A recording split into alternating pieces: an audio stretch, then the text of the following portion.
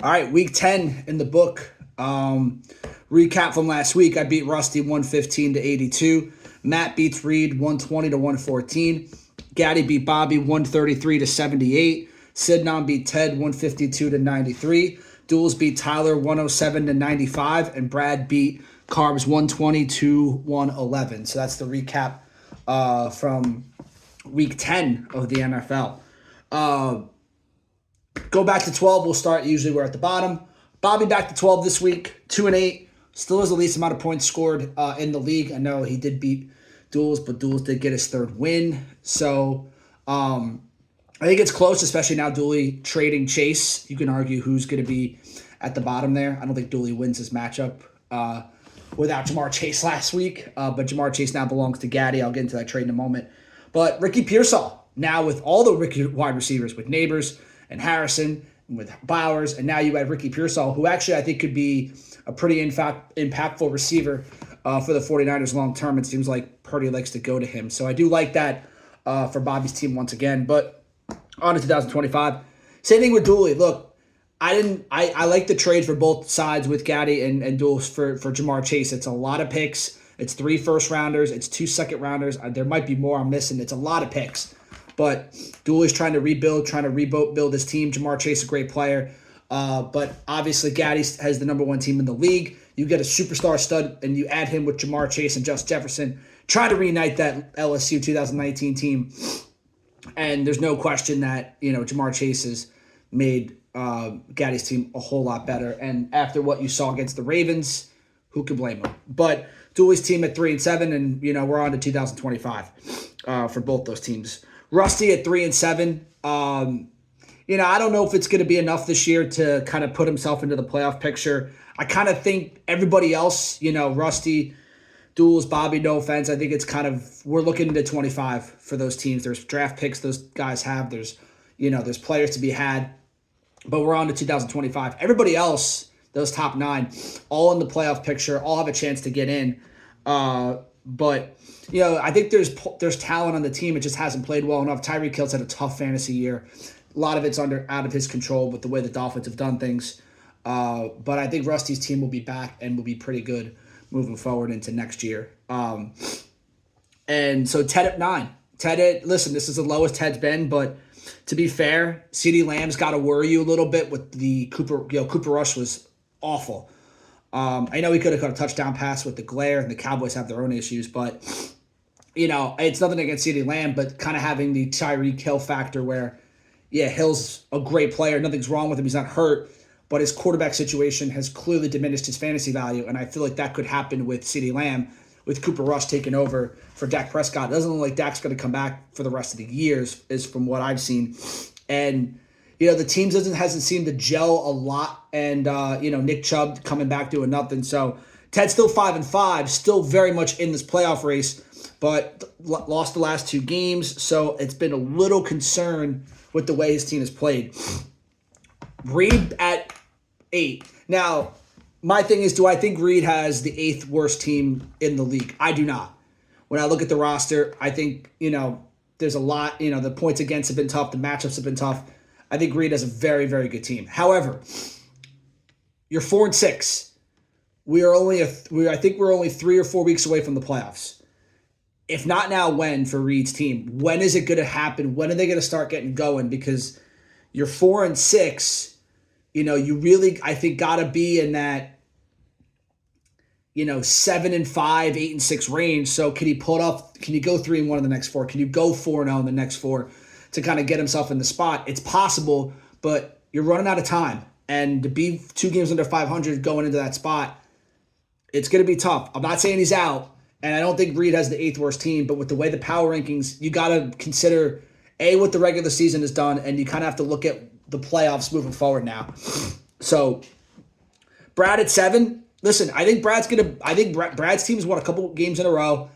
I think he's going to start moving up the ranks because Nico Collins comes back next week. So not only do you get your best fantasy player, Christian McCaffrey, you get your best receiver back in Nico Collins. And Brad's team's starting to play a little bit better here, despite the terrible play by Jared Goff the other day. I think Brad's team's at 7 now. He's 6-4, right in a good spot there for the postseason. and I think it's only going to get better. And, kind of last year, Brad's team was hot at the top and then kind of fell off. It could be the other way this year where Brad's going to come in playing, his team's going to be playing better and could be a dangerous team in the postseason. I like where Brad's team's at 6-4, but at 7. Sidnam, 3 in a row, 6-4. The team has been red hot. A lot of it has to do with Joe Burrow just being really, really good. I like what I've seen from Chase Brown, and I like what I've seen from James. Sorry, that's Brad's team. In my notes here. But I do think that Kareem Hunt is still going to be a big part of their offense, despite Isaiah Pacheco coming back at some point. Kelsey's been really good. And yeah, I think, listen, Sidnam's 6-4. And right now, he would have the 3 seed in the playoffs. So I don't think there's any doubt with the 6-4 record. He's got a better chance of getting into the postseason than, even Reed's team, who's at 4-6. But I kind of think Reed's team's a little bit stronger. It's just sometimes that's the way the fantasy gods work. You may have the best roster, you may score the most points, but if you have the most points against, it's going to be tough to overcome that. Matt is at 5, 3 in a row for Matt. Team has really bounced back from what was just a terrible start to start the season, and his team has played just excellent. You talk about Devon Achane coming in. You want to talk about Kyler Murray playing really good football over the past couple of games. I really do think Matt's team's in a good spot. Had a lot of bad breaks early. Big win against Reed. I said that was the matchup of the week, and it ended up living up to it. It was a really close matchup.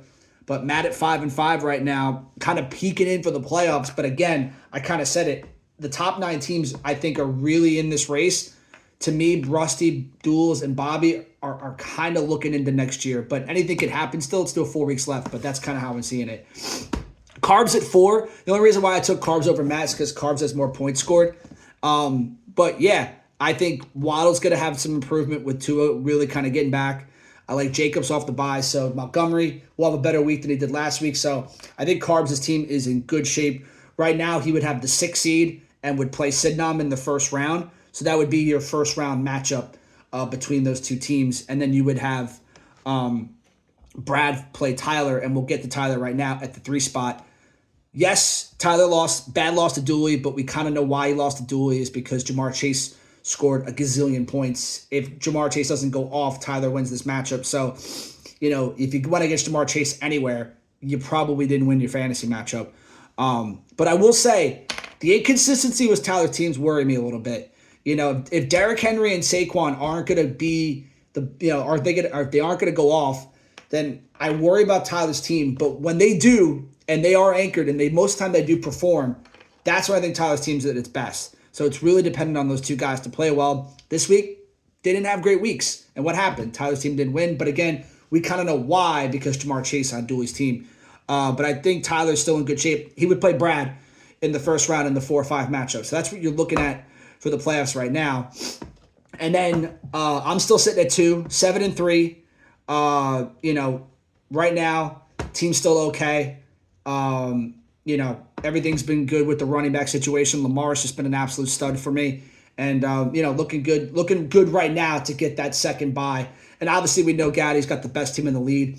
Not only is he 9-1 and has the most points scored in the league, but now he has Jamar Chase. And with Chase and Jefferson and Kittle, Kamara, Bijan, it's going to be tough to beat, my friend. That is going to be tough to beat, but the fantasy gods may have other plans, and who knows what happens. So that is your power rankings.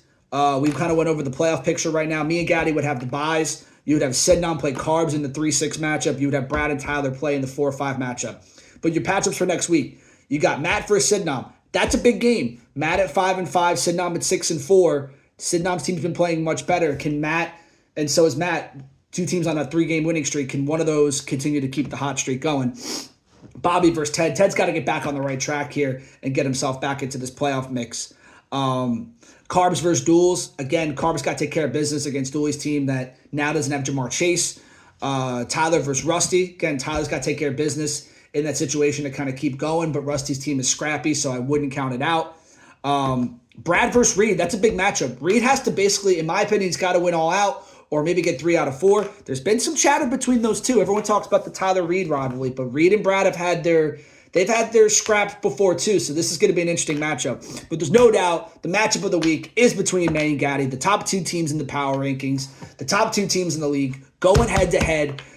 this week. It should be a really good matchup. And listen, if you got to be the man, you got to beat the man. And I'm hoping to do that against Gaddy this week. So that's our Week 10 recap. We're going into Week 11, and I will see you guys next week.